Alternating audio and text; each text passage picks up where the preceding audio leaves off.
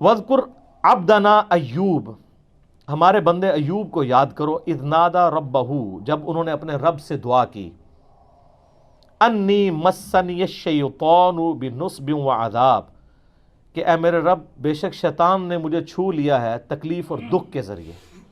اچھا وہ کوئی وسیلہ واسطہ نہیں پیش کر رہے، اللہ ہی سے فریاد کر رہے ہیں۔ ارکض برجلک ھذا مغتسل بارد وشراب، تو اللہ تعالیٰ نے ان کو وحی کی کہ اپنا پاؤں زمین پہ مار، یہ ہے ٹھنڈا پانی تیرے غسل کرنے کے لیے اور پینے کے لیے۔ وہ کہتے ہیں جو حضرت ایوب علیہ السلام نے زمین پہ پاؤں مارا ہے نا، یہ رقص کی دلیل ہے۔ ہائے ہائے ہائے، کتنے پہنچے نا سرکار، ہائے ہائے ہائے۔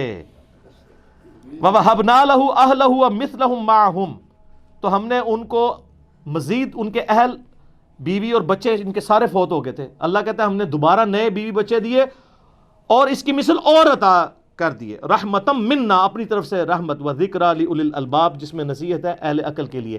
وہ کہتے ہیں جی اگر یہ پاؤں مار کے ناچنا حرام ہوتا تو قرآن میں یہ آتا، تو اس میں تو صرف پاؤں مارنے کا ذکر ہے، یہ تو نہیں کہ وہ پاؤں مارتے ہی جا رہے تھے۔ وہ تو اما ہاجر کے لیے بھی، جن کو آپ ہاجرہ کہتے ہیں، لفظ ہاجر ہے، ان کے لیے بھی سیدنا اسماعیل علیہ السلام کے لیے وہ زمزم جاری ہو گیا تھا، بخاری میں اشارہ تھا، نہ تورات میں ذرا ڈیٹیل کے ساتھ واقعہ موجود ہے۔ تو وہ تو پاؤں لگنے سے ہوا، تو یہ کہتے ہیں جی وہ یہ دلیل ہے، اس سے دلیل پکڑتے ہیں۔ اور اللہ کے فضل سے ہمارے جو پرانے مفسرین اور محدثین ہیں، انہوں نے باقاعدہ صوفیاء کا ان آیات کے ساتھ کھلواڑ کرنے کا رد کیا۔ یہ کھلواڑ وہی ہے جس طرح کہ اہل تشیع نے کھلواڑ کیا ہے قرآن کے ساتھ۔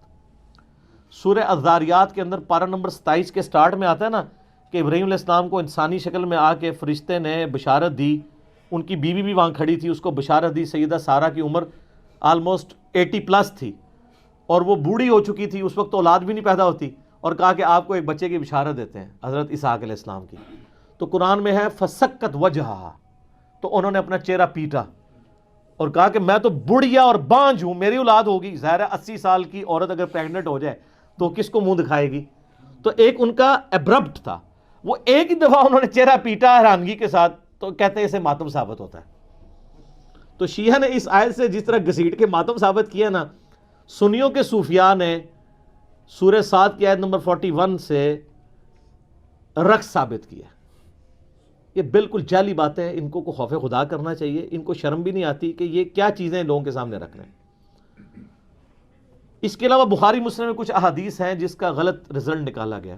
صحیح بخاری اور مسلم دونوں میں حدیث ہے کہ اما عائشہ کہتی ہیں کہ ایک دفعہ مسجد نبوی میں حبشی جو ہے وہ اپنے نیزوں اور تلواروں کے ساتھ اور ڈھالوں کے ساتھ جنگی پریکٹس کر رہے تھے، جنگی مشقیں۔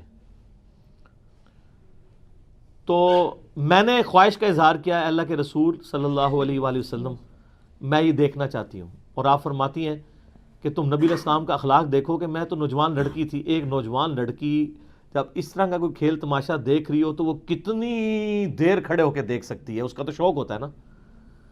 تو نبی علیہ السلام سامنے کھڑے ہو گئے، میں ان کے پیچھے کھڑی ہو گئی، اور میں آپ علیہ السلام کے جسم مبارک سے یعنی اوٹ کر کے پردے میں وہ دیکھتی رہی جب تک کہ میں تھک ہی نہیں گئی، نبی علیہ السلام نہیں ہٹے۔ کیا شفقت تھی۔ اور پھر اما عائشہ کے الفاظ ہیں تم سوچ سکتے ہو کہ ایک نوجوان لڑکی کتنی دیر کھڑے ہو کے یہ دیکھ سکتی ہے۔ تو اس میں الفاظ ہیں کہ وہ جنگی مشقیں کر رہے تھے، تو ظاہر جنگی مشقیں کرتے ہوئے بندہ جھومتا بھی ہے وہ سارا۔ تو اس حدیث سے وہ دلیل لیتے ہیں کہ وہ جھوم رہے تھے نا، تو اس سے رقص کا ثبوت ملتا ہے۔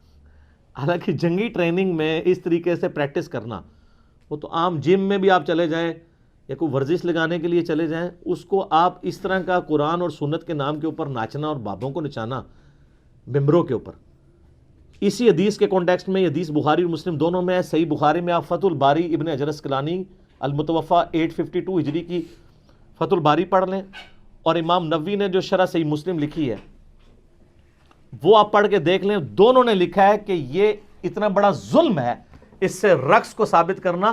یہ تو جنگی مشقوں کا ذکر تھا، اور لوگوں نے گھسیٹ گھساٹ کے اس سے رقص ثابت کرنے کی کوشش کی۔ ایک اسی کو سپورٹیو حدیث جو ہے وہ مسند احمد میں ہے اور صحیح ابن حبان کے اندر ہے. اس میں یہ کہ حبشی جو ہے وہ اسی طریقے سے مسجد کے اندر جو ہے وہ جنگی پریکٹس کر رہے تھے اور ساتھ ساتھ وہ کچھ نعرے بھی لگا رہے تھے. تو نبی علیہ السلام کو وہ سمجھ نہیں آ رہی تھی، ہو سکتا ہے وہ اپنی لینگویج میں لگا رہے ہوں یا آپ تک آواز نہ جا رہی ہو. تو آپ نے صحابہ سے پوچھا یہ کیا کہہ رہے ہیں؟ تو انہوں نے کہا یہ کہہ رہے ہیں محمد عبد صالح، محمد اللہ کے نیک بندے ہیں.